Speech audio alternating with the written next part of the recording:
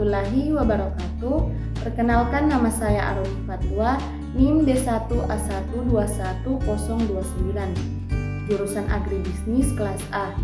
Tujuan utama saya membuat video ini yang pertama, untuk memenuhi tugas pada mata kuliah ekonomi mikro.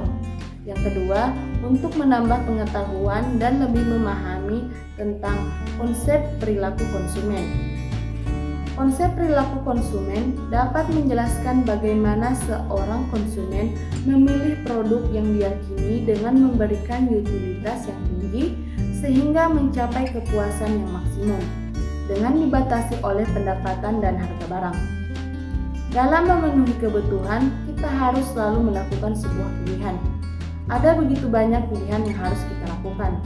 Apakah kita akan olahraga atau istirahat, mengerjakan tugas, atau memilih untuk tidur. Nah, kita memang harus selalu melakukan pilihan karena kebutuhan kita terbatas, sedangkan sumber daya tersedia sangatlah terbatas. Konsep pilihan ini merupakan perilaku mendasar dari seorang konsumen. Konsep perilaku konsumen ini menyatakan bahwa konsumen pada umumnya selalu mencapai utilitas. Utilitas ini diartikan sebagai tingkat kepuasan atau bisa diartikan sebagai nilai guna. Konsep pilihan ini menyatakan bahwa konsumen pada umumnya selalu berusaha untuk mencapai utilitas yang maksimal dari pemakaian benda yang dikonsumsi. Utilitas juga bisa dikatakan sebagai tingkat kepuasan atau bisa juga disebut sebagai nilai guna suatu barang. Nah, ada dua pendekatan teori perilaku kepuasan, yaitu pendekatan kardinal dan pendekatan ordinal. Dalam video ini kita fokus membahas tentang pendekatan kardinal. Apa yang dimaksud dengan pendekatan kardinal?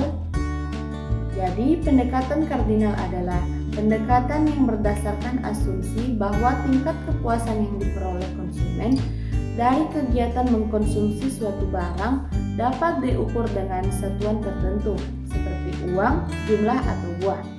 Atau dengan kata lain, semakin besar jumlah barang yang dikonsumsi, semakin besar pula tingkat kepuasan konsumen.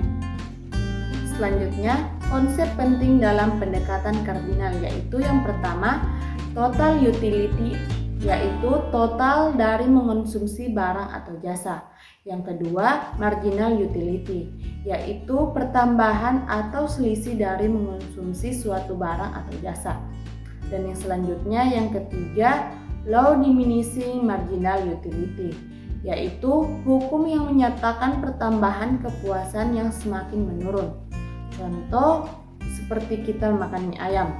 Awalnya ketika kita makan mie ayam, tingkat kepuasan kita itu tinggi. Tapi ketika kita secara terus-menerus menambah porsi sampai 3 atau 4 kali menambah, akhirnya tingkat kepuasan yang kita terima akan semakin berkurang. Di sini saya punya tabel sebagai contoh. Dea adalah orang yang sangat menyukai mie ayam. Suatu hari ia pergi makan mie ayam. Dea makan 1 mangkok mie ayam, maka total utility adalah 4 buah dan marginal utility-nya adalah 4. Dan Dea menambah 2 mangkok mie ayam, maka total utility-nya adalah 7 dan marginal utility-nya adalah 3. Lalu Dea menambah lagi sampai 3 mangkok, maka total utility-nya adalah 9 dan marginal utility-nya adalah 2. Karena dia sangat suka mie ayam, dia menambah lagi kini makan 4 mangkok, maka total utility-nya tetap 9. Mungkin ia sudah merasa kekenyangan, jadi tidak ada pertambahan kepuasan yang ia rasakan. Sebenarnya ia sudah merasa enak, tapi ia terus menambah lagi dan ini menjadi mangkok terakhir, yaitu 5 mangkok. Dan total utility-nya berkurang menjadi 8 dan marginal utility-nya adalah -1. Jadi, marginal utility atau kepuasan yang diterima konsumen akan semakin berkurang jika terus menambah atau mengonsumsi barang atau jasa. Selanjutnya, kurva. Yang garis vertikal ini adalah TU dan MU, sedangkan yang horizontal adalah Q atau jumlah mangkok mie ayam.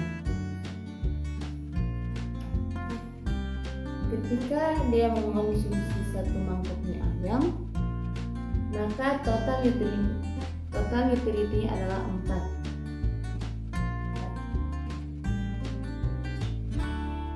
Sedangkan jika dia mengonsumsi 2 mangkok mie ayam, total utility adalah 7.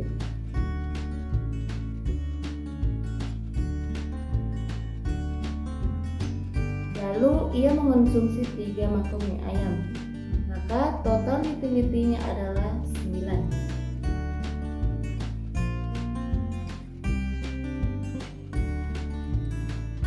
Dan ia mengonsumsi lagi 4 mangkok mie ayam. Total utility-nya itu tetap.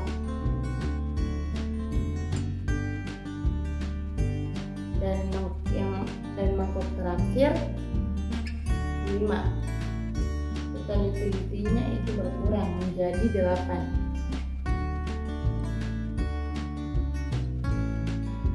Maka kita tarik terus.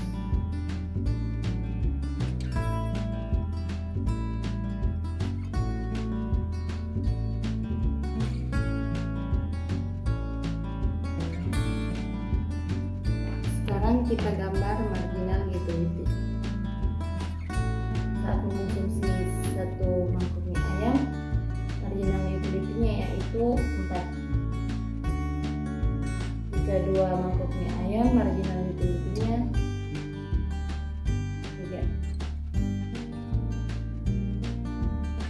Dan ketika mengonsumsi 3 mangkok mie ayam, marginal utility-nya itu berkurang menjadi 2. Dan ketika mangkok ditambah lagi menjadi 4 mangkok, marginal utility-nya itu menjadi 0.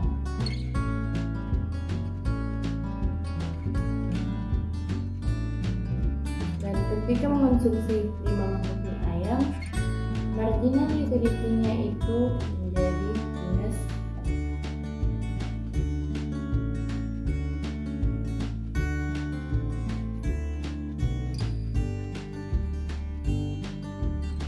Maka kita tarik gambar ini. Jika terus menambah atau mengonsumsi jumlah mangkok mie ayam, maka tingkat kepuasan konsumen akan semakin meningkat.